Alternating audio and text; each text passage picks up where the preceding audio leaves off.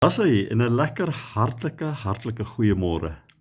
Nou wat het jy nou gister gedoen waarop jy vandag ontsettend trots is? Wat jy vir jouself so 'n lekker, daar sy boetjie op die skouertjie kan sit. Weet jy, God se woord sê, Kolossense 3 vers 23, nee.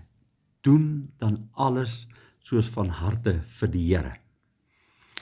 Ek kan nie presies onthou watter vak dit was wat ons gestudeer het nie, maar toe sê die dosent hierdie woorde, hy sê, as jy vanaand jou kop op die kussing gaan neerlê, dan moet jy vir jouself kan sê, so what, I lived it all for Jesus.